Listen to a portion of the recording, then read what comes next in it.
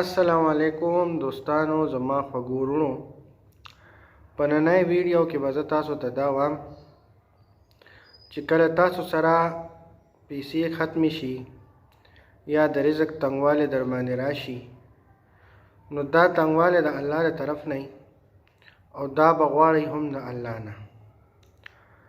نو د دې دپاره ډیر عملونه دي، خو په دې ډیرو عملونو کې درته زه په خپل یو عمل ښیم چې زه په خپله هم کوم او الله پاک دې ما ته ډیره فایده راکړې ده.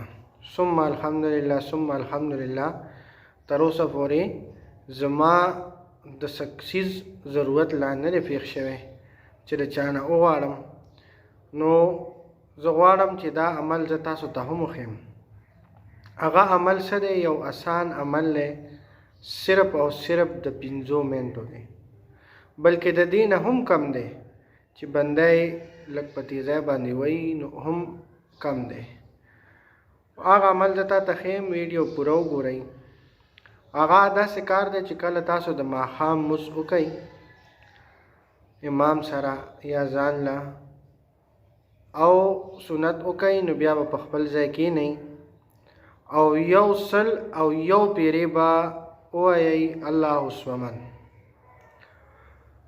الله الصمد الله الصمد الله الصمد 101 پیرې. دا به تاسو د هر ماښام د مونځ نه پس کوئ. دا ډېر اسان عمل دی، په دې باندې 2 منټه یا 3 منټه او زیات نه زیات 15 منټه لګي، د دې نه سیوا پې نور ټیم نه لګي.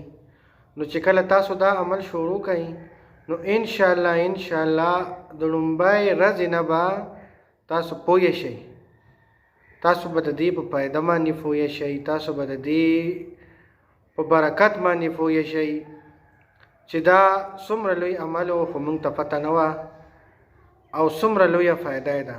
دا د الله نوم دی، د الله صفت دی صمد، بې نیازه. الله پاک بې نیازه دی او څوک چې د الله نه غواړي نو الله هغه له ورکوي. نو موږ مسلمانان څومره کوششونه کوو، د ورځې کارونه کوو، کسبونه کوو، کله څه کوو کله څه کوو کله څه کوو، خو زموږ نه د الله دا یا نومونه او دا برکتونه هیر دي.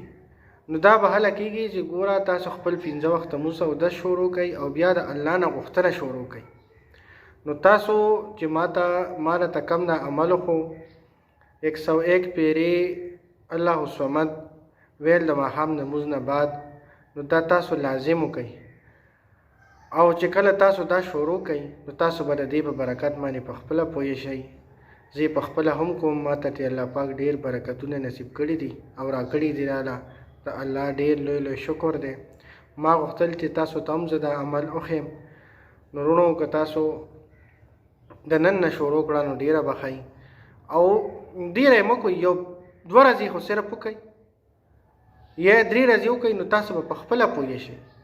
تاسو به ګورئ چې تاسو له الله پاک د غیب او د خزانو نه د رزق را شروع کړي. د یو ځای نه به ستاسو ګمان هم نه او د هغې نه به تاسو د الله رزق راولي، تاسو له به پیسې راولي. ستاسو چې نور څه ضروریات دي، جوړه جامه پیزار، نو هغه به د الله برابر کړي. په دې رزق کې هر څه راځي. نو که ستاسو دا ویډیو خوښه شوي نو انشاءالله به نور هم داسې ښې ویډیوګانې چې کم ما ته معلومات دي د ستاسو دپاره راوړم. واخر دعوانا الحمدلله.